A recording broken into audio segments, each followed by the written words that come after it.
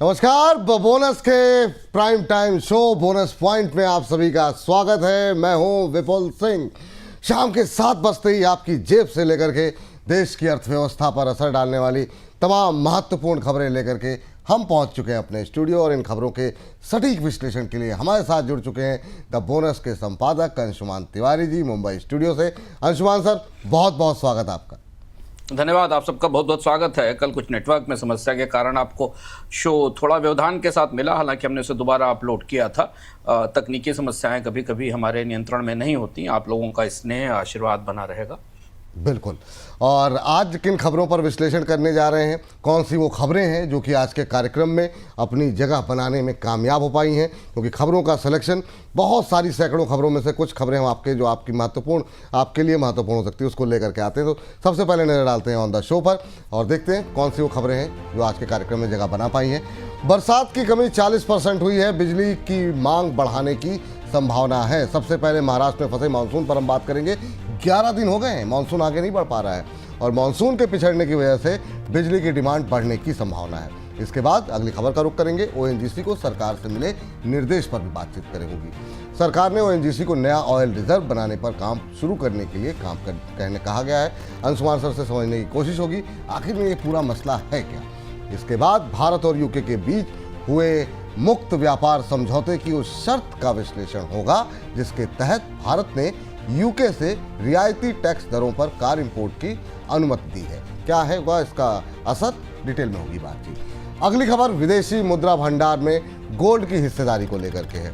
Gold की कीमतें बढ़ने और रिजर्व बैंक की गोल्ड की खरीद की वजह से विदेशी मुद्रा भंडार में गोल्ड की हिस्सेदारी 2 साल में डबल हो गई है। इसके बाद अगली खबर का रुख करेंगे और समझेंगे अमेरिका और ईरान के बीच हुई डील पर क्या कुछ चीज़ें निकल करके आ रही हैं। ईरान के सुप्रीम लीडर ने डील को अपनी मंजूरी दे दी है। उधर अमेरिका ने होर्मुज का ब्लॉकेट भी हटा दिया है। तो इस पर क्या कुछ अभी भी क्या कोई अड़चने हैं या नहीं है, क्या स्थिति होगी, डिटेल में बातचीत होगी। और आखिर में रूस और यूक्रेन के बीच फिर से बढ़े टकराव को लेकर के बातचीत हो करेंगे। यूक्रेन ने रूस पर बड़ा ड्रोन हमला किया है। अंशुमान सर से समझेंगे कि आखिर में ये टकराव अब किस ओर जाता हुआ, किस राह पर जाता हुआ दिखाई दे रहा है। लेकिन शुरुआत जो है करेंगे मॉनसून जैसी महत्वपूर्ण खबर के साथ। मॉनसून के रुकने की वजह से देश भर में बरसात की कमी लगातार बढ़ती जा रही है। अब तक बीते मॉनसून सीजन में बरसात की कमी बढ़कर के 40% के आसपास पहुंच गई है। मॉनसून 11 दिन से दक्षिण महाराष्ट्र में रुका हुआ है और वहां से आगे नहीं बढ़ रहा। अल नीनो की वजह से मॉनसून कमज़ोर पड़ता दिखाई दे रहा है और कमज़ोर मॉनसून की वजह से देश में बिजली की डिमांड बढ़ने की संभावना है। क्रिसिल इंटेलिजेंस के मुताबिक इस साल देश में बिजली की खपत 6 से 7% तक बढ़ सकती है। सर, अभी मॉनसून को लेकर के क्या कुछ अपडेट्स हैं, आगे किस तरीके से बढ़ रहा है और क्या इस साल बिजली के कट बढ़ने की आशंकाएं बढ़ती हुई दिखाई दे रही हैं? विपुल जी, जो ताज़ा आंकड़ा है वो जो हम शुरुआत से कह रहे हैं कि भारत आंशिक सूखे की तरफ बढ़ रहा है, लेकिन ये स्थिति पिछले एलिनो से थोड़ी ज़्यादा चुनौतीपूर्ण दिख रही है, क्योंकि अभी शुरुआत में ही मानसून के पहले ही एक महीने में भी पूरा महीना भी नहीं पूरा हुआ है, क्योंकि मानसून की आमद देर से हुई थी जून में। तो 20 दिन के अंदर बरसात की कमी 40% से ज़्यादा हो गई। और अगर आप भारत के अधिकांश हिस्सों में देखें तो दक्षिण भारत के हिस्से में जहाँ पर पहले बारिश होती थी, ठीक बारिश होती थी, आमतौर पर कमज़ोर मानसून में भी होती थी, वो भी नहीं हुई। तो 40% की कमी आमतौर पर लगभग सूखे जैसी स्थिति है। दूसरा है कि मानसून की प्रगति रुकी हुई है, क्योंकि कमजोर मानसून था। महाराष्ट्र का एक बड़ा हिस्सा अभी भी बिल्कुल बारिश के बिना है। और ये जो मैप आपकी स्क्रीन पर आ रहा है, यही मैप पिछले हफ्ते भी था। यानी वहां से जो नीली रेखा आपको दिख रही है, वहां से आगे मानसून की कोई गति नहीं है और जिस हिस्से में मानसून सक्रिय दिख भी रहा है वहां सामान्य से कम बारिश हुई है। यह आमतौर पर सूखे जैसी, आंशिक सूखे जैसी परिस्थिति की दिखाई दे रही है। दूसरी महत्वपूर्ण बात यह है कि यहां से आगे बढ़ते हुए मानसून जितना कमजोर होता जाएगा तो जो मुख्य फसल का क्षेत्र है, जिस पर हमने कल भी बात की थी, धान, दलहन, तिलहन, यहां पर उत्पादन में गिरावट आने का रिस्क है। सरकार ने भी मान लिया है, उसकी तैयारियां भी शुरू हो गई हैं। बिजली का आंकड़ा और भी चौंका रहा है, क्योंकि भारत की पीक पावर डिमांड जो आंकड़े हमें दिखे उस हिसाब से रिकॉर्ड ऊंचाई पर पहुंच गई, 270 गीगावाट से ऊपर है। और इस समय जो सप्लाई का मिक्स है उसमें बढ़ती गर्मी के कारण बिजली की आपूर्ति पर दबाव दिख रहा है। और इसलिए आपको देश के तमाम हिस्सों में, कई हिस्सों में, खासतौर से उत्तर भारत के हिस्सों में आउटेजेस बढ़ती दिख रही हैं। पिछले साल इतनी आउटेजेस नहीं थी, बिजली की कटौती इतनी ज़्यादा नहीं थी। तो आमतौर पर जब भी एल नीनो होता है, टेम्परेचर होता है, तो दोहरी दिक्कतें होती हैं। एक तो पानी की कमी है, मानसून की कमी, और दूसरा बिजली की मांग भी रिकॉर्ड ऊंचाई पर है। जो संकेत सरकार की तरफ से मिल रहे हैं, बिजली घरों की तरफ से मिल रहे हैं, उस हिसाब से चूंकि हाइड्रो पावर का उत्पादन और भी कम होगा, इसलिए इस बार इस गर्मियों में बिजली की कटौती कई क्षेत्रों में आने वाले दिनों में क्रमशः बढ़ती जाएगी। जी। इस बीच केंद्र सरकार ने ओएनजीसी को निर्देश दिया है कि नए रणनीतिक पेट्रोलियम रिजर्व को बनाने पर काम शुरू कर दें। नए पेट्रोलियम रिजर्व को बनाने की लागत लगभग 1.6 अरब डॉलर मानी जा रही है। इस साल पश्चिमी एशिया संकट की वजह से दुनिया भर में पेट्रोलियम प्रोडक्ट की किल्लत बढ़ गई थी और भारत सहित दुनिया भर के कई देशों ने रणनीतिक रिजर्व के तेल को इस्तेमाल करना शुरू कर दिया था। अब युद्ध चूंकि खत्म हुआ है तो भारत ने नए रणनीतिक पेट्रोलियम रिजर्व पर काम करना शुरू कर दिया है। सर, सरकार की क्या योजनाएं हैं और क्या ये ओएनजीसी का रोल बदला जा रहा है? सर, दुनिया भर में भी हम देख रहे हैं कि मतलब जो रिजर्व पड़े हुए थे उनमें संकट देखने को मिल रहा है। क्या सिचुएशन आगे की देख रहे हैं आप? दो परिस्थितियां हैं और दोनों को समझना जरूरी है। जो लोग नियमित रूप से बोनस के दर्शक हैं उन्हें याद होगा कि हमने भारत की एनर्जी क्राइसिस पर, पेट्रोलियम क्राइसिस पर अर्थम में विस्तार से चर्चा की थी। उसका लिंक भी आपको डिस्क्रिप्शन बॉक्स में मिलेगा और उसमें हमने स्पष्ट रूप से कहा था कि भारत में ओएनजीसी की भूमिका बदलने की जरूरत है और ओएनजीसी को अब रिजर्व संभालने होंगे। धीरे धीरे सरकार ये सच स्वीकार कर रही है कि उसके पास पर्याप्त रिजर्व नहीं है, जबकि दुनिया के बाकी देशों के पास पेट्रोलियम के पर्याप्त रिजर्व है। 8 से 9 दिन का रिजर्व है और वो भी स्ट्रेटेजिक लेवल पर है। तो ओएनजीसी को जो नया आदेश दिया गया है वो महत्वपूर्ण है और वो देखना जरूरी है। ओएनजीसी से कहा गया है कि वो भारत में स्ट्रेटेजिक रिजर्व्स तैयार करे। वैसे भी ओएनजीसी के पास थोड़े रिजर्व्स मौजूद रहते हैं जो वो अपने तेल फील्ड से निकालती है और उनको सप्लाई करती है, पर जो स्ट्रेटेजिक रिजर्व है जिनको एसपीआर कहा जाता है, उसके लिए अब ओएनजीसी को नए सिरे से निवेश करना होगा। ओएनजीसी चूंकि उत्पादन में पिछड़ रही है, ये स्थापित तथ्य है। पिछले 10 सालों में भारत में तेल का घरेलू उत्पादन बुरी तरह टूटा है और इस मामले में ओएनजीसी को आप खलनायक कह सकते हैं। ओएनजीसी की तरफ से जो भी कोशिशें की गई उनका कोई नतीजा नहीं आया। जो पुराने कुएं हैं वो सूख रहे हैं या उनमें अब पर्याप्त उत्पादन नहीं बचा और नई फाइंड्स नहीं हो पा रही हैं। ऐसी स्थिति में ओएनजीसी की भूमिका बदलने की तैयारी दिख रही है। तो ये जो रिजर्व एसपीआर बनाए जाएंगे वो स्वाभाविक सी बात है आयातित तेल से बनाए जाएंगे, यानी भारत का आने वाले दिनों में इंपोर्ट सामान्य से ज़्यादा होगा क्योंकि आप एडवांस में खरीद कर रहे हैं। और भारत ने भी एसपीआर बनाने के लिए एक समझौता अमीरात के साथ भी किया है, जिसमें फुजैरा बंदरगाह के ऊपर भारत का एसपीआर अमीरात बना रहा है। तो होर्मुज से नसीहत ली गई है कि आपके पास स्ट्रेटेजिक रिजर्व पर्याप्त मात्रा में होने चाहिए, पर स्ट्रेटेजिक रिजर्व बनाना महंगा खेल है। आपको एडवांस में तेल खरीदना पड़ता है, इंफ्रास्ट्रक्चर क्रिएट करना पड़ता है। ये काम अब ओएनजीसी को दिया जा रहा है। आने वाले दिनों में ओएनजीसी की भूमिका इस हिसाब से देखी जाएगी। दूसरी बात जो विपुल जी आपने कही वो पूरी दुनिया में कच्चे तेल की मांग को लेकर भी सबसे महत्वपूर्ण बात है कि अगर होर्मुज खुल भी गई है, ईरान का थोड़ा बहुत तेल बाजार में आ भी रहा है, तो जितने भंडार खाली हो चुके हैं दुनिया में, चाहे वो जापान का हो या अमेरिका का हो या यूरोप के देशों का हो, जो नियम है ऑयल इंडस्ट्री का, सबसे पहले वो भंडार भरे जाएंगे। उसके बाद फिर बाकी सामान्य स्थिति आएगी। तो जितना तेल सिस्टम से बाहर गया और जितना तेल भंडार से निकाल कर छोड़ा गया, उनको भरने के लिए उनकी खरीद शुरू होगी। तो हालांकि अभी संधि को हुए केवल 48 घंटे बीते हैं।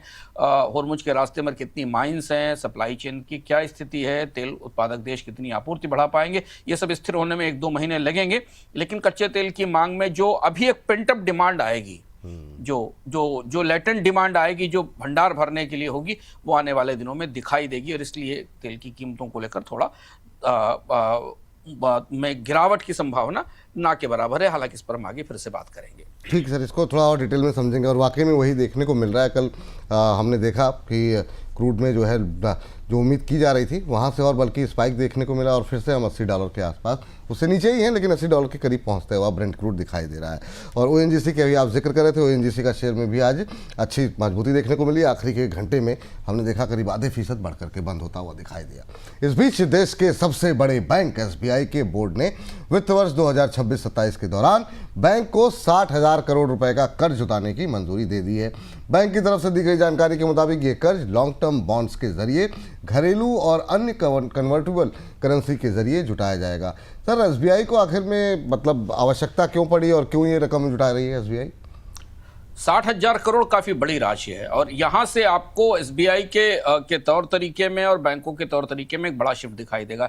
AT1 और टायर 2 कैपिटल लेने की बात हो रही है। 60,000 करोड़ इस पूरे साल के दौरान 2027 के दौरान लॉन्ग टर्म बॉन्ड से लिए जाएंगे। बेसिल नियमों के आधार पर बैंक AT1 और टायर 2 इंस्ट्रूमेंट्स जारी कर सकते हैं। एसबीआई को कर्ज क्यों लेना पड़ रहा है? एसबीआई तो बैंक है, उसको तो कर्ज देना चाहिए। इसके दो बड़ी वजह हैं। एक तो ये कि एसबीआई जैसे सरकारी बैंकों को अब केंद्र सरकार से पूंजी मिलना बंद हो गई, यानी कोई कैपिटल इन्फ्यूजन केंद्र सरकार नहीं करती है। दूसरी चीज ये है कि बैंकों के पास डिपॉजिट्स लगातार गिर रहे हैं, उन पर दबाव बना हुआ है और हम कैपिटल का चैलेंज दे रहे हैं। ऐसी स्थिति में भारतीय बैंक अब डिपॉजिट ओनली व्यवस्था से हटकर कर्ज की तरफ बढ़ रहे हैं। तो एसबीआई AT1 बॉन्ड का इस्तेमाल बैंक पहले भी करते रहे, लेकिन भारत का सबसे बड़ा सरकारी बैंक अब इतने बड़े पैमाने पर 60,000 करोड़ का कर्ज लेने जा रहा है। इसका असर इसको आप डिपॉजिट के प्रेशर से, जो क्रेडिट डिपॉजिट रेशियो पर दबाव है, बैंक के पास पर्याप्त जमा न होने से भी जोड़ सकते हैं। निम के दबाव के ऊपर भी, जो निम पर दबाव पड़ रहा है उसे भी जोड़ सकते हैं। तो एसबीआई इस कर्ज के साथ एक रास्ता खोल रहा है। अन्य बैंक भी आने वाले दिनों में इसी तरह से बाजार से कर्ज लेंगे और उस कर्ज से अपने पूंजी आधार को चुस्त करने की कोशिश करेंगे। अगला सवाल सर ये है यहाँ पर कि क्या बैंकों का कैपिटल मॉडल बदल रहा है, और अगर बदल रहा है तो वो किस तरीके से बदलता हुआ दिखाई दे रहा है? बैंकों के कैपिटल मॉडल में बदलाव हो रहा है और अब सिंगल सोर्स से मल्टी सोर्स लायबिलिटी का एक मॉडल बैंक के भीतर आ रहा है। सिंगल सोर्स जब कहते हैं तो इसका मतलब है कि बैंक लोगों के डिपॉजिट्स पर निर्भर थे। आम लोग जो डिपॉजिट्स करते थे उसके जरिए बैंक उसे बाद में कर्ज के रूप में बांटते थे। अब जो मल्टी सोर्स मॉडल है उस मॉडल में रिटेल की जमा भी है, जिसको कासा डिपॉजिट्स कहते हैं, जो कि एंकर होंगे, लेकिन कैपिटल और फंडिंग जो है वो मार्केट इंस्ट्रूमेंट्स के जरिए बढ़ाई जाएगी, जैसे कि AT1 है, टायर 2 है, इंफ्रा है, सीनियर बॉन्ड्स है, इस तरीके के बॉन्ड्स जो आमतौर पर ग्लोबल बैंकिंग में इस्तेमाल किए जाते हैं। जैसे हमने कहा कि बैंकों के पास डिपॉजिट्स की दर घट रही है, लोग जमा अब बाकी वित्तीय निवेशों में ले जा रहे हैं, तो इसलिए बैंकों को अपनी अतिरिक्त पूंजी की व्यवस्था करनी होगी। अब इसका जो सिस्टम लेवल असर होगा बैंकिंग सिस्टम पर, जिसे समझना जरूरी है। जब भी एसबीआई जैसे कोई बड़े बैंक कॉम्पिटिटिव यील्ड पर जो ब्याज दर बाजार में है, हालांकि हो सकता है उसको आरबीआई को थोड़ा 10 साल की बॉन्ड यील्ड से नीचे के लेवल पर पैसा मिले, लेकिन अगर एसबीआई जैसे बैंक इस तरीके की कर्ज लेते हैं तो उन्हें फिर अपने डिपॉजिट्स पर और अपने कर्ज पर जो ब्याज दरों का संतुलन है उसे नए सिरे से देखना पड़ता है, क्योंकि आप एक हाथ से कर्ज ले रहे हैं, दूसरे हाथ से कर्ज दे रहे हैं और तीसरे हाथ से आप डिपॉजिटर्स को भी पैसा दे रहे हैं। तो ये एक ज़्यादा जटिल कॉम्प्लेक्स परिस्थिति हो जाती है, क्योंकि उन्हें दो तरह से रिटर्न को मैनेज करना पड़ता है, एक कैपिटल डिपॉजिटर्स की और एक कैपिटल जो बारोअर ने दी है, जो बॉन्ड इन्वेस्टर्स ने दी है। और इससे बैंकों के मैनेजमेंट में, बैंकों की जो बैलेंस शीट है और जो कैपिटल फ्लो है वो और ज़्यादा कॉम्प्लिकेटेड हो जाता है। तो अगर बैंक के निवेशक हैं आप, तो ये इस घटना को करीब से समझिए, इसको पकड़ कर देखिए कि आने वाले दिनों में कौन से बैंक धीमे धीमे अपनी लायबिलिटी के मॉडल में बदलाव करते हैं और डिपॉजिटर्स के अलावा वो कितना कर्ज लेने जाते हैं, क्योंकि वो कर्ज उनकी बैलेंस शीट पर बैठा होगा और उसे उन्हें चुकाना होगा। जी, चलिए आगे बढ़ते हैं। और इस बीच विदेशी डिपॉजिट को आकर्षित करने के लिए बैंकों की तरफ से FCNR डिपॉजिट पर ब्याज दर बढ़ाने का सिलसिला लगातार बना हुआ है। शुक्रवार को बंधन बैंक ने भी FCNR डिपॉजिट पर ब्याज दर बढ़ा करके 7.1% की है। उधर ईरान युद्ध खत्म होने से कच्चे तेल में आई कीमतों के बाद रिजर्व बैंक ने अपनी डॉलर खरीद फिर से बढ़ा दी है। विदेशी मुद्रा भंडार को मजबूत करने के लिए शुक्रवार को रिजर्व बैंक ने $1 अरब की खरीद की है। सर, FCNR डिपॉजिट पर ब्याज लगातार बढ़ रहा है। पिछले साल तो डिपॉजिट भी कम था, क्या इस साल हम ये मान के चलें कि ये बढ़ता हुआ दिखाई देगा? FCNR डिपॉजिट्स पर आरबीआई ने बैंकों को ये छूट दे दी है कि वो ब्याज दरों में बढ़ोतरी कर सकें। 3 से 5% की ब्याज दर है, जो 4% थी, अब 6 से 7% के आसपास पहुंच गई है। पर उसमें एक और महत्वपूर्ण बात है, कल भी हमने इस पर चर्चा की, तुमने बताया था कि आरबीआई कोशिश कर रहा है कि इससे पहले कि अमेरिका में ब्याज दरें बढ़ें, यूरोप में ब्याज दरें बढ़ें, उससे पहले जो FCNR खाते हैं उनमें NRIs का पैसा आना शुरू हो जाए। पर एक जो नई बात हुई है पिछले 2 दिन के अंदर, क्योंकि ब्याज दरें बढ़ने के आसार सामने दिख रहे हैं, कल केविन टार्श ने अपनी तरफ से इशारा भी किया, जो डॉट प्लॉट है फेड का, वो भी इशारा करता है कि साल के अंत तक वहां कम से कम 25 बेसिस पॉइंट की बढ़ोतरी हो सकती है। तो बैंक ये कह रहे हैं, आरबीआई से ये कह रहे हैं कि जो मौजूदा FCNR अकाउंट है उनको तोड़ने की और उनके बदले नए इंटरेस्ट रेट पर जमा करने की छूट दी जाए, ये इजाज़त मांगी जा रही है। मौजूदा नीति में ऐसा नहीं है, क्योंकि जो बढ़ी हुई ब्याज दर है जिसकी छूट आरबीआई ने बैंकों को दी है, और जो उन्हें नुकसान होगा रुपए और डॉलर के एक्सचेंज रेट में, उसको हेज करने के लिए आरबीआई सब्सिडी दे रहा है, वो केवल नए खातों के लिए है।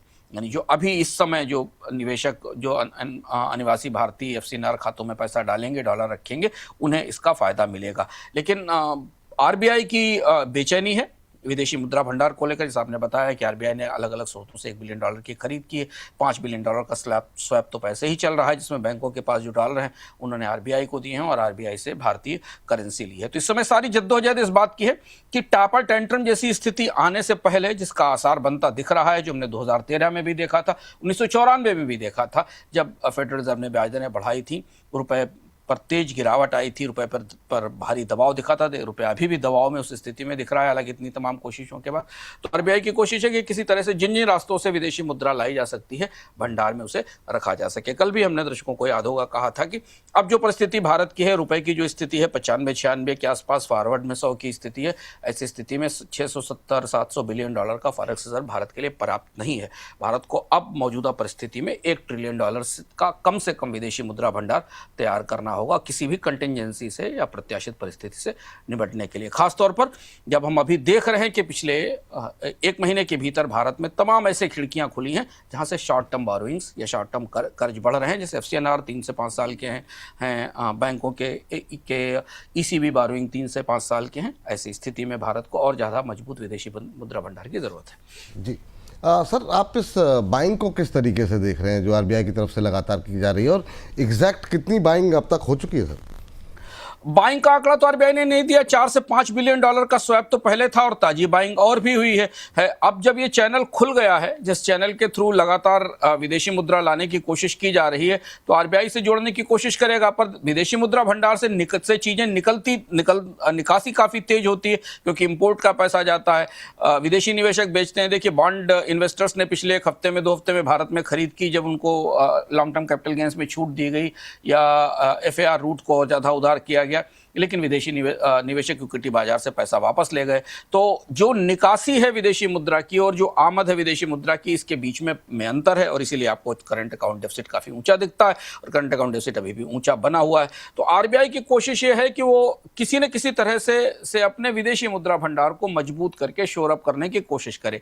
इसमें कभी रुपए को थोड़ी मदद मिलती है, कभी रुपए में को उतना सहारा नहीं मिलता, क्योंकि डॉलर की बाजार में मांग है, ग्लोबल स्तर पर डॉलर की कल मजबूती भी दिखाई दी है। तो ये दुविधा और ये खींचतान अगले कुछ समय तक जारी रहेगी, जब तक कि परिस्थितियां सामान्य नहीं होती। थोड़ी स्थिति सहज हुई है सरकार के लिए, भारत के लिए, कच्चे तेल की कीमतें $100 से नीचे आने पर, लेकिन कब तक रहेंगी, कितने दिनों तक रहेंगी, देखने वाली बात है। जी चलिए, अगली खबर का रुख करते हैं, महत्वपूर्ण खबर का रुख करते हैं। और 15 जुलाई से आपको बता दें कि लागू होने जा रहे भारत और यूके के मुक्त व्यापार समझौते में भारत ने यूके से कार इंपोर्ट में रियायत दी है। रिपोर्ट के मुताबिक अगले 15 साल तक यूके से रियायती इंपोर्ट दरों पर 3.78 लाख कारें इंपोर्ट होंगी। इन कारों में कई मास मॉडल कारें भी शामिल होंगी। भारत की तरफ से इस छूट के बदले यूके ने भारत से स्टील इंपोर्ट की छूट दी है।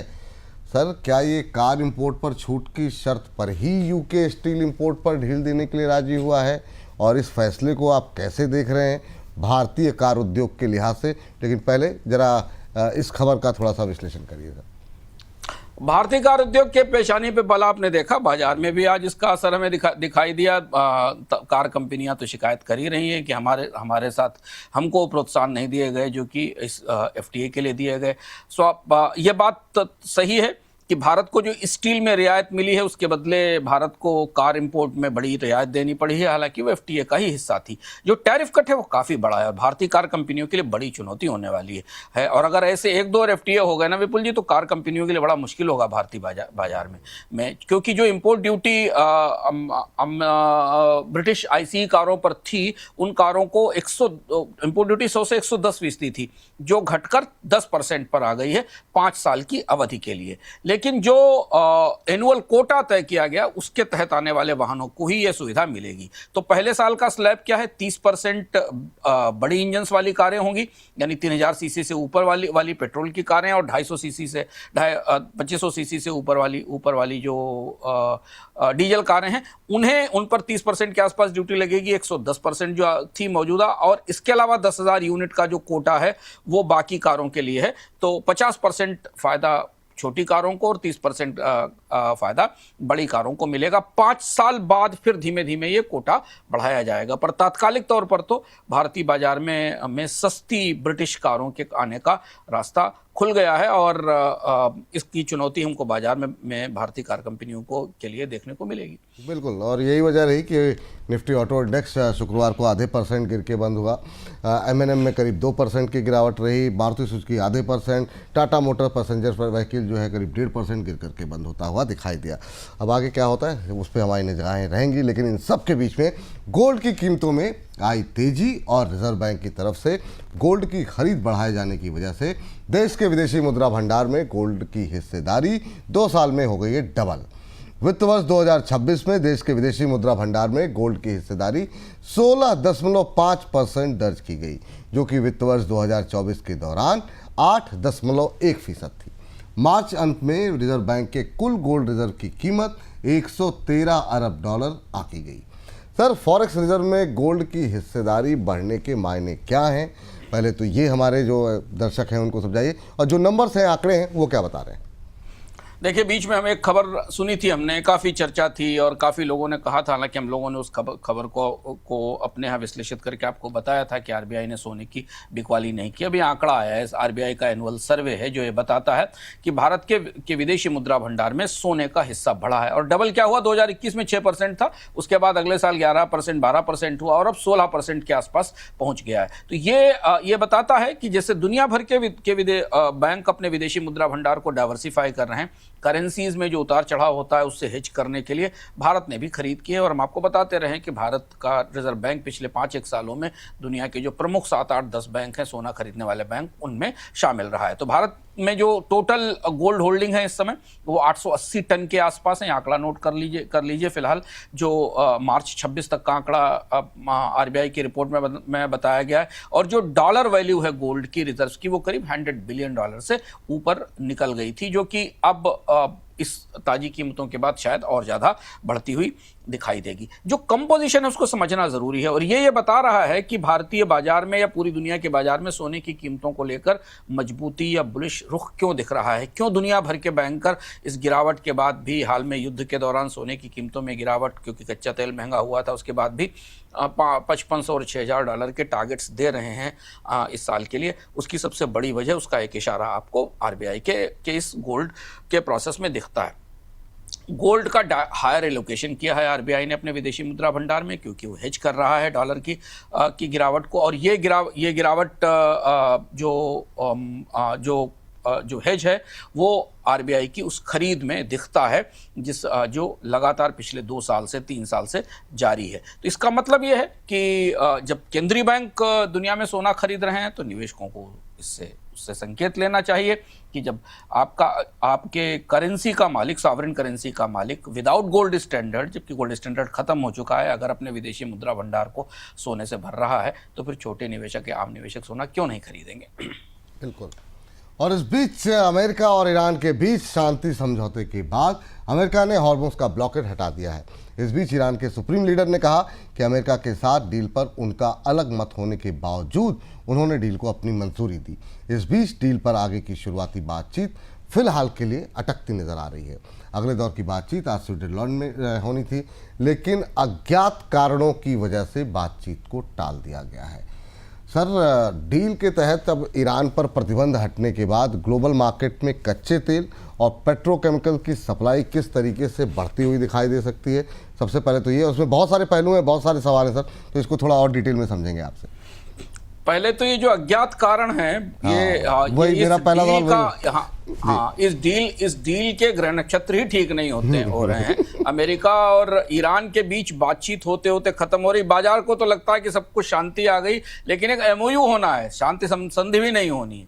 सिर्फ एमओयू होना है कि आगे बैठकर हम बात करेंगे, उस पर भी अभी पूरी तरह तस्वीर साफ नहीं। और इसलिए हम आपको बार बार बता रहे हैं कि ये बहुत ही फ्रेजाइल है, बहुत ही नाजुक है, क्योंकि जो विश्वास नहीं है अमेरिका और ईरान के बीच, बहुत लंबा ट्रस्ट डेफिसिट है, लगभग 3-4 दशक का, वो बार बार लौट कर आता है और उस वजह से अभी भी तस्वीर उतनी साफ नहीं है। लेकिन हाँ, जो डॉक्यूमेंट रिलीज किया गया था 14 पॉइंट्स का, उसके हिसाब से ईरान को इस डील में का जो इंटरप्रिटेशन है बढ़त मिली है। और यही वजह है कि शायद आज भी अमेरिका में कुछ असमंजस दिखाई दे रहा होगा, क्योंकि जो ग्लोबल रिएक्शंस आए कि ईरान ने जंग को बर्दाश्त किया और अपनी शर्तों पर समझौता किया। तो इन शर्तों में यह है कि ईरान जंग से पहले विपुल जी करीब करीब 3 से 3.3 मिलियन बैरल पर डे के आसपास ऑयल पंप कर रहा था, जो 2012 में तो 4 मिलियन बैरल पर डे के आसपास था, जो आंकड़े बताते हैं। इसके बाद 2012 से 2018 तक और उसके बाद 2025 तक लगातार सैंक्शंस लगाए गए। उन सैंक्शंस के बीच में तेल का उत्पादन गिरा क्योंकि बाजार नहीं मिल रहा था। इसके बाद भी ईरान ने करीब 1.3 से 1.6 मिलियन बैरल पर डे की तेल की आपूर्ति जारी रखी हुई थी। सैंक्शंस के बीच में भी वो चाइना को जा रहा था, वो डार्क फ्लीट के जरिए जा रहा था, वो बाकी रास्तों के जरिए जा रहा था, तो इसलिए सप्लाई बनी हुई थी। तो जीरो एक्सपोर्ट तो नहीं था कभी भी। अब जो इशारे किए हैं इस डील ने, जो 14 पॉइंट की डील है, उस हिसाब से करीब करीब 2.3 मिलियन बैरल पर डे के आसपास का उत्पादन ईरान का बाजार में आ सकता है। और तेल बाजार इन्हीं दोनों चीज़ों के बीच उलझा हुआ है कि सप्लाई बढ़ेगी या नहीं बढ़ेगी। लेकिन अगर ईरान का 2-3 मिलियन बैरल तेल पर डे बाजार में आता है तो ईरान की अर्थव्यवस्था को मदद मिलेगी और बाजार में तेल की आपूर्ति बढ़ेगी। इसके अलावा पेट्रोकेमिकल्स भी हैं, उन पर भी प्रतिबंध लगाया गया। जो एमओयू है वो ये कहता है कि ईरान को ऑयल और फ्यूल्स की सेल्स बढ़ाने की तुरंत छूट दी जाएगी। तो इसमें केवल ऑयल नहीं होगा बल्कि ऑयल प्रोडक्ट होंगे, जिसमें गैसोलीन भी हो सकता है, जिसमें एटीएफ भी हो सकता है, और इसके अलावा पेट्रोकेमिकल्स और तमाम रिफाइंड प्रोडक्ट्स भी हो सकते हैं।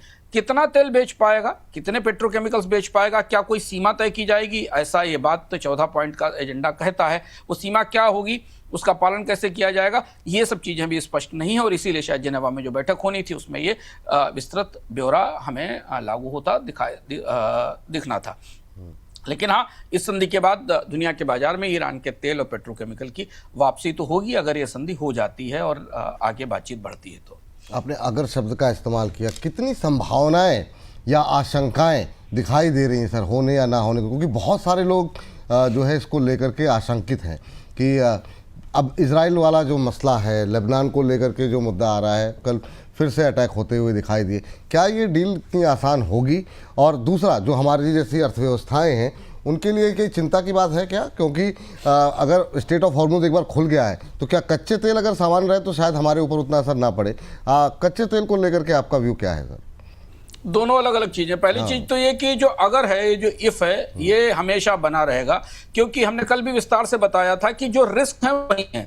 जैसे जब ये बातचीत पहले शुरू हुई थी तो ईरान ने ये कहा था कि लेबनान को शामिल किया जाए और लेबनान पर इजराइल के हमले नहीं हो। बातचीत यहां तक आई कि इजराइल इस संधि से अलग हो गया, वो इस सहमति का हिस्सा नहीं है और उसने लेबनान पर हमले जारी रखे हुए हैं। ईरान ने भी लेबनान पर हमलों को रोकने के लिए बहुत ज़्यादा दबाव नहीं बनाया। यानी जो प्रॉक्सीज हैं, जो हिजबुल्ला और हमास हैं, ये अभी इस संधि के दायरे से बाहर हैं और वही सबसे बड़ा खतरा है। वो कुछ भी ऐसा कर सकते हैं जिससे संधि पटरी से उतर जाए। मान लीजिए हिजबुल्ला और हमास ने कोई हमला किया इजराइल में और इजराइल उसके लिए ईरान को जिम्मेदार माने और ईरान पर दोबारा हमला कर दे, ये खतरा स्पष्ट रूप से बना हुआ। तो जो लोग आशंकित हैं वो ग्लोबल डिप्लोमेसी को, जियोपॉलिटिक्स को करीब से पकड़ रहे हैं, समझ रहे हैं। बाजार में भी जो लोग इसे समझने की कोशिश कर रहे हैं। दूसरी महत्वपूर्ण बात है, होर्मुज खुलेगी। हाँ, अमेरिका ने अपना ब्लॉकेड हटा लिया, सेंटकॉम से कह दिया, जो कि कतर में था। अमेरिका के शिप्स और जो फ्रिगेट थे वो बाहर हो गए।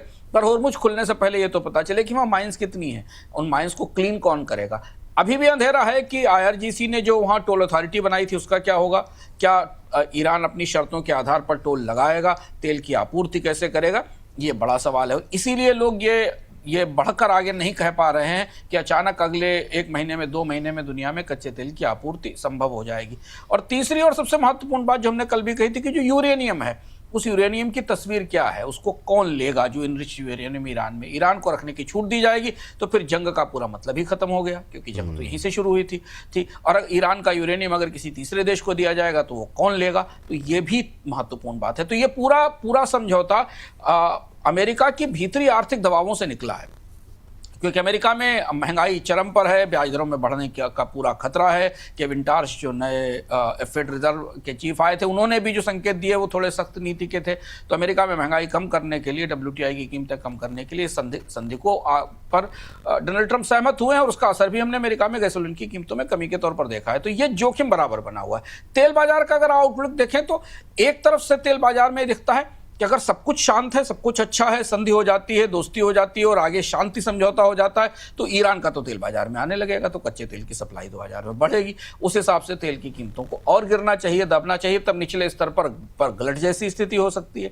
इससे पहले भी जब ईरान का तेल बाजार में आया है तो कीमतें टूटी हैं। लेकिन दूसरी तरफ दो फैक्टर और काम कर रहे हैं। पहला फैक्टर यह है कि जो हमने आपको बताया, रिजर्व्स को भरने की जो लेटेंट डिमांड है, जो पेंटअप डिमांड है, वो आएगी, वो अगले 2-3 महीनों में पूरी होगी, जब तेल निकलना शुरू होगा टैंकर से और पहुंचेगा देशों में।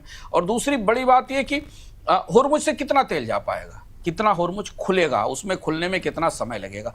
इस सारी परिस्थिति में जो तेल की कीमतों का आउटलुक है वो अभी भी $80 से $90 के बीच में बना हुआ है, कम से कम अगले 6 महीने के लिए।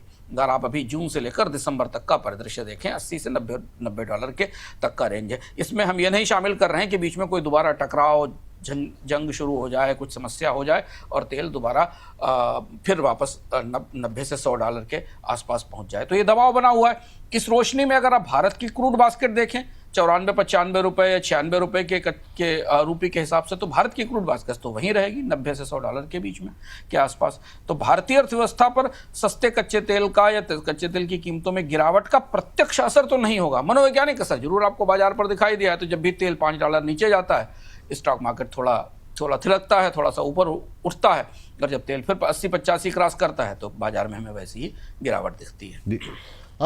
सर, इस डील के बाद सप्लाई बढ़ने के मैक्रो असर किस तरीके से आप देख रहे हैं अर्थव्यवस्थाओं में? कितनी सप्लाई बढ़ेगी विपुल जी, देखना होगा। कि पहली चीज तो ये कंसिस्टेंटली, जैसे हमने आपको बताया कि ईरान 2 से 3 मिलियन बैरल पर डे तेल अभी प्रोड्यूस कर सकता है, क्योंकि 1.5-2 बिलियन बैरल तेल तो वैसे भी जा रहा है चीन को। तो 2-3 मिलियन बैरल तेल प्रतिदिन जो आएगा, वो फिलहाल तो उस गैप को भरेगा जो गैप पहले से मौजूद है, क्योंकि प्रतिदिन 3 से 4 मिलियन बैरल तेल की आपूर्ति का लॉस तो हरमुज बंद होने के कारण, सऊदी अरब पर हमले और अमीरात पर हमलों के कारण हुआ था। तो कितनी सप्लाई आगे बढ़ेगी, और ओपेक के देश जो अपना उत्पादन लगातार बढ़ा रहे हैं, इसे करीब से देखना होगा कि अभी डिमांड सप्लाई की स्थिति पर कुछ भी कह पाना मुश्किल है। एक बात जो हमने इससे पहले भी एक कार्यक्रम में कही थी कि अभी तो दुनिया के पास भी डेटा भी नहीं कि कितने ऑयल टैंकर अवेलेबल हैं बाजार में, क्योंकि होर्मुज से गुजरने वाले ज्यादातर ऑयल टैंकर अंधेरे में हैं, उन्होंने अपने ट्रांसपॉन्डर बंद कर दिए हमले की डर से। तो अभी तो ये पता चले पहले कि कितना तेल एग्जैक्टली उत्पादन हो रहा है, कितना सी पर है और कितना अवेलेबल होगा आने वाले दिनों में। तो ये जो पूरा हिसाब है, क्योंकि दुनिया में हर टैंकर का हिसाब होता है, जो टैंकर मूव करता है वो कहीं ना कहीं किसी डेस्टिनेशन पे जा रहा है, तो वो डेस्टिनेशन वाला जो ग्राहक है उस टैंकर को ट्रैक करता है। तो अभी तो ट्रैकिंग भी फंसी हुई है पूरी तरह से इस मिडिल ईस्ट के इलाके में और होर्मुज की खाड़ी के इलाके में। तो अभी डिमांड और सप्लाई की जो आंकड़े हैं वो बहुत भरोसेमंद नहीं है। तो इसलिए जो $80 का, $70 का, $90 का बाजार आपको दिख रहा है ऑयल के फ्यूचर्स का, ये अनुमानों पर, अंदाजों पर शामिल है, और इसीलिए बहुत सेंसिटिव है। कुछ भी होता है तो कीमतों में हमें उतार चढ़ाव दिखता है। सर, अब डील के बाद कच्चे तेल की कीमतों को लेकर के क्या आउटलुक देख रहे हैं? और इसका एक दूसरा सवाल भी है कि खुदा ना खास्ता मान लीजिए डील नहीं होती है, लेकिन स्टेट ऑफ हॉर्मुज खुला रहता है, तो फिर क्या भारत या तमाम ऐसे देश जो कि तेल के लिए, ऊर्जा के लिए निर्भर हैं यहाँ पर उनको चिंतित होने की आवश्यकता रहेगी? तब क्या कच्चे तेल को लेकर के, कीमतों को लेकर के क्या आउटलुक आप देख रहे हैं दोनों स्थितियों में? शॉर्ट टर्म आउटलुक है $80 से $90 के आसपास का। कारण हमने आपको बताया, होर्मुज के सामान्य होने में समय लगेगा, जो कुवैत और इराक का उत्पादन है उसे वापस पटरी पर आने में समय लगेगा, होर्मुज की माइंस क्लियर होने में समय लगेगा। तो जो शॉर्ट टर्म आउटलुक है वो $80 से $90 का, $83 से $85 आप माने तो भारत के लिए वो रुपए की गिरावट मिलाकर $90 से $100 प्रति बैरल के आसपास का इंडियन बास्केट का हिस्सा हो जाता है। हाँ, लॉन्ग टर्म आउटलुक में आपूर्ति कितनी बढ़ती है इस पर निर्भर करता है कि अक्टूबर नवंबर के बाद फिर तेल की कीमतें $80 से नीचे $70 के आसपास, $70-75 के आसपास टिक सकती हैं, अगर ये संधि कायम चलती है और ईरान के तेल का उत्पादन पूरी क्षमता के साथ 3-4 मिलियन बैरल प्रतिदिन की क्षमता के साथ बाजार में आता है। और अगर ये सब टूट जाता है तब तो फिर हम 115, 120, 106 कोई भी लेवल है वो सब देख चुके हैं पिछले महीनों में। तो सर ये मान लीजिए कि अगर स्ट्रेट ऑफ हॉर्मुज खुलने के बावजूद भी सर ये प्रेशर बना रहेगा क्या? अगर मान लीजिए इजराइल अगर ईरान के बीच में कोई तनाव बढ़ता है और अमेरिका अपने आप को आइसोलेट कर लेता, क्योंकि ये परिस्थितियाँ इसको लेकर के बातचीत चल रही है, तो क्या वो भी हमारे लिए चिंता का विषय रहेगा? क्या तब भी कच्चे तेल की कीमतें रफ्तार से बढ़ेंगी आगे? स्वाभाविक सी बात है। देखिए, होर्मुज पर टोल लगे, नियंत्रण हो या कुछ भी हो, होर्मुज के आसपास कुछ भी होना कच्चे तेल की कीमतों को प्रभावित करेगा, क्योंकि दुनिया का 30 से 35%, 40% तेल वहां से निकलता है। दूसरी महत्वपूर्ण बात है कि 3 बड़ी तेल उत्पादक अर्थव्यवस्थाएं, इराक, कुवैत और अमीरात, इन तीनों का तेल, और इसके साथ अगर आप कतर की गैस को मान लें, तो ये सब तो होर्मुज से जाएगा ही। उसका तुरंत कोई ऐसा विकल्प नहीं है कि कोई पाइपलाइन बना दी जाए जिससे बेच दिया जाए। तो कुछ भी थोड़ा बहुत भी उस जोन में ईरान के साथ होता है तो ईरान होर्मुज का इस्तेमाल अपने पक्ष में करेगा, और उसने बेहद सफलता के साथ पिछले 5-6 महीनों में होर्मुज के ब्लॉकेट के सहारे, होर्मुज पर तमाम दबाव बनाकर अपना इस्तेमाल किया है। क्योंकि ईरान को पता है कि ग्लोबल कूटनीति में तेल की कीमतें ऊंचे जाने में पूरी दुनिया की अर्थव्यवस्थाएं लड़खड़ाती हैं, और फिर उसके बाद ईरान की शर्तों पर समझौता होता है। ये मॉडल फिर स्टेब्लिश हो गया, अभी हमने देखा। इसलिए ईरान ने पूरे धैर्य के साथ इन वार्ताओं को और इस युद्ध विराम के बीच कोई प्रतिक्रिया नहीं की, क्योंकि उसे पता था कि उसकी लड़ाई तो ऑयल की कीमतें लड़ रही हैं। तेल का महंगा तेल, ईरान की लड़ाई बाजार में लड़ रहा है, तो ये खतरा तो बराबर बना हुआ है। और इजराइल और ईरान के बीच फिर कोई टकराव होगा तो फिर आपको तेल की कीमतों में बढ़ोतरी दिखाई देगी।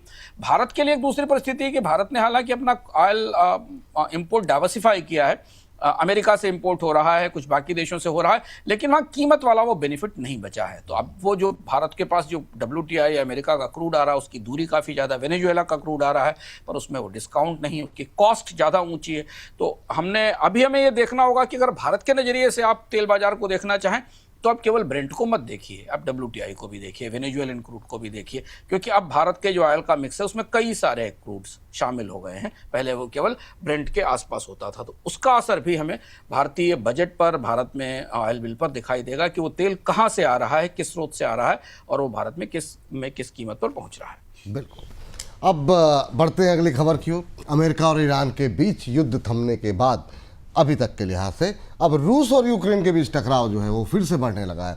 गुरुवार को यूक्रेन ने रूस की राजधानी मॉस्को में स्थित एक ऑयल रिफाइनरी पर ड्रोन से हमला किया। इस हमले को रूस पर 2 साल में सबसे बड़ा ड्रोन हमला बताया जा रहा है। इस हमले के बाद मॉस्को में उड़ानों को कुछ समय के लिए बंद भी कर दिया गया था। सर, ये रूस और यूक्रेन के बीच अब क्या कुछ हुआ है और इसका किस तरीके से इम्पैक्ट आने वाले समय में बाजार पर देखने को मिल सकता है? ये बड़ा एस्केलेशन है और लगातार पिछले एक हफ्ते से चल रहा है। इससे पहले भी यूक्रेन ने ड्रोन से हमला किया था और अब कुछ बड़े हमले किए हैं।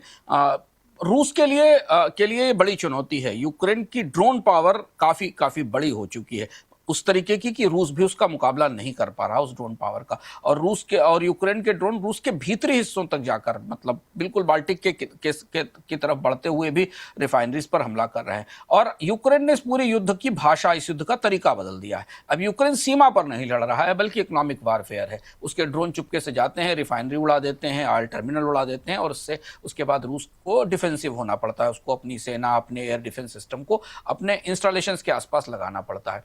तो सफलता मिली है यूक्रेन को इस मामले में रूस को पीछे धकेलने में, क्योंकि सीमा पर जंग नहीं हो रही है। अब रूस को अपने ऑयल इंस्टॉलेशंस को और अपनी अर्थव्यवस्था को बचाना पड़ रहा है। रूस ने कल कहा है कि कीव पर काफी बड़े हमले किए जाएंगे आने वाले दिनों में, तो इसलिए बाजार मान रहा है कि जो यूक्रेन के हमले हैं इनका रूस की तरफ से मिसाइल हमलों से जवाब दिया जाएगा। कीव और बाकी शहरों पर नए सिरे से हमले होंगे। करीब 4 साल के आसपास होने आ रहे हैं, 3 से 4 साल होने आ रहे हैं। जंग वहीं उसी स्थिति में बनी हुई है, रुक जाती है, दोनों पक्ष फिर तैयारी करते हैं और फिर जंग में उतर आते हैं। ये परिस्थिति वहाँ बनी हुई है। तो बाजार के लिए दूसरा रिस्क है तेल को लेकर।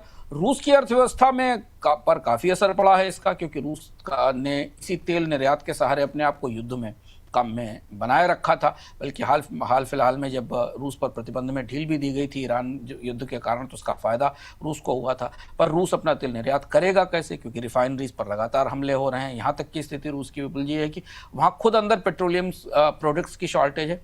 रूस को पेट्रोलियम प्रोडक्ट्स इंपोर्ट करने पड़ रहे हैं दुनिया के देशों से। तो अब ये जंग थोड़े खतरनाक मुकाम पर पहुंच गई है ग्लोबली भी, क्योंकि रूस को अगर बड़ा ज़्यादा डैमेज हुआ तो शांति की वार्ताएं तो सब किनारे हो ही जाएंगी, जिनकी कोशिश EU और NATO कर रहे थे। जंग थोड़ी ज़्यादा बड़ी और फैल सकती है, क्योंकि अगले 24 से 48 घंटों में माना जा रहा है, मेरी कुछ लोगों से बात भी हो रही थी, कि रूस की तरफ से कुछ बड़े हमले कीव पर किए जा सकते हैं ताकि इन ड्रोन हमलों का जवाब दिया जा सके और इसे रोका जा सके। तो ये असर अभी धीमे धीमे बाजारों को समझने में वक्त लगेगा। तो चूंकि आज तो सप्ताह का अंतिम दिन है, अगर ये जंग ज़्यादा भड़कती है तो कच्चे तेल की कीमतों में, एनर्जी की कीमतों में, फर्टिलाइजर की कीमतों में आप एक रशियन यूक्रेन वार का फैक्टर बनता देखेंगे, जो सोमवार मंगलवार से शायद असर करेगा।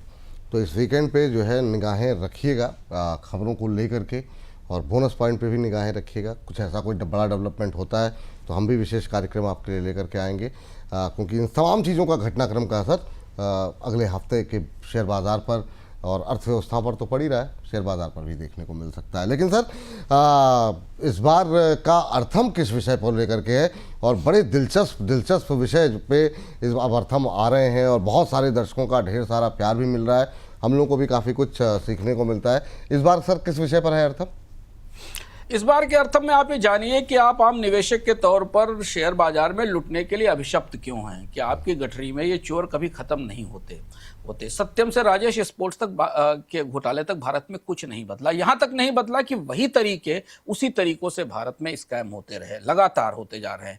हम गहराई से आपको बताएंगे कि भारत के घोटालों की प्रकृति में कुछ नहीं बदला, भारत के नियामकों के तौर तरीके में कुछ नहीं बदला, सजा देने के तौर तरीके में कुछ नहीं बदला। तो जो सत्यम था वो राजेश एक्सपोर्ट्स तक आया है। तो पहले तो आप ये समझिए निवेशक के तौर पर इस बार के अर्थम में कि इन घोटालों की पूरी प्रकृति क्या है, कैसे वो 5, 6, 7 मॉडल हैं जो बार बार आजमाए जाते हैं। पर सबसे महत्वपूर्ण बात, इस अर्थम को देखना आपके लिए इसलिए बेहद जरूरी है, पूरा अर्थम देखना जरूरी है, अपनी प्रतिक्रिया करना इसलिए जरूरी है क्योंकि नियामक तो आपको नहीं बचा पा रहे हैं। जितने मामले IL&FS के थे, सत्यम के थे, दीवान हाउसिंग फाइनेंस के थे, यस बैंक का था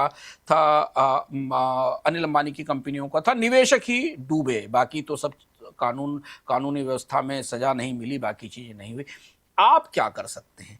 आप जो निवेशक हैं वो कौन सी ऐसी चीजें जो खुली आंखों से देख सकते हैं, किसी कंपनी की बैलेंस शीट में, किसी कंपनी के रिकॉर्ड में, किसी कंपनी के डेटा में जो उसका प्रिंट आता है, और कैसे आप वो चीज़ें समझ सकते हैं, पकड़ सकते हैं कि नहीं भाई यहाँ तो दाल में काला है या दाल ही काली है। तो कम से कम आप तो जागरूक होइए, कम से कम आप तो जानने की कोशिश करिए कि अगर कंपनी में कोई रेड फ्लैग दिख रहा है तो रेड फ्लैग है क्या, और उसे पकड़कर आप कैसे फैसला लें। हम उदाहरण के साथ इस अर्थम में एक एक रेड फ्लैग पर, एक एक घटनाक्रम पर कब क्या हुआ था, कौन सा स्कैम किस तरह से हुआ, उसके पीछे की मोडस ऑपरेंडी क्या थी, नियामकों ने क्या किया क्या नहीं किया, और आप कैसे उन रेड फ्लैग्स को पकड़ सकते हैं ताकि आपकी पूंजी बचे, क्योंकि अंततः तो आपका पैसा डूबता है, नुकसान तो आम निवेशकों का होता है। तो इस बार के अर्थ में आपको विस्तार से खोलकर बताएंगे, और वो हैक्स भी, जिन हैक्स के सहारे आप अपनी पूंजी सुरक्षित रख सकते हैं। भारत में खूबसूरत कहानी हमेशा सुनाई जाती है। 21 करोड़ डीमैट खाते, हर महीने 30,000 करोड़ के सिप, लगातार बढ़ते म्यूचुअल फंड निवेशक, सेंसेक्स 76,000 पर, निफ्टी पर ऊंचा रिटर्न, सब आपको शेयर बाजार बेच रहे हैं। बड़ी कहानी आधी है, बिल्कुल आधी। दूसरा आधा हिस्सा जब खुलता है तो उसे तुरंत किसी गुलाबी खबर से दबा दिया जाता है, मानो डर से कोई आंख नहीं मिलाता। जो सत्य में 2009 में हुआ था, राजेश एक्सपोर्ट में वही 2026 में हो रहा है। जो IL&FS में 2018 में हुआ था, इंडसइंड में 2025 में वही हुआ है। बीते 17 सालों में आम निवेशकों की लाखों करोड़ की संपत्ति स्वाहा हुई है। एस बैंक, DHFL, PMC बैंक, जेंसोल, निवेशक अपने घाव गिन रहे हैं। हर 5 साल बाद वही पटकथा, वही ऑडिटर, वही रेटिंग एजेंसियां जो AAA रेटिंग देती हैं, और वही फंड मैनेजर जो सबसे बड़ी 10 होल्डिंग में आपकी पूंजी डालता है। सेबी इसे रोक नहीं पाई, फोरेंसिक जांच घोटाला होने के बाद शुरू होती है, प्रवर्तक जेल नहीं जाते। और क्यों आपकी SIP उस म्यूचुअल फंड में जा रही है जिसका प्रबंधक इन घोटालों को नहीं पकड़ता? और सबसे जरूरी सवाल कि ये सब तो है, लेकिन एक आम निवेशक के तौर पर आप क्या देख सकते हैं ताकि अगला सत्यम, अगला राजेश, अगला DHFL आपकी पूंजी में नहीं आए? आइए इस बार के अर्थ में।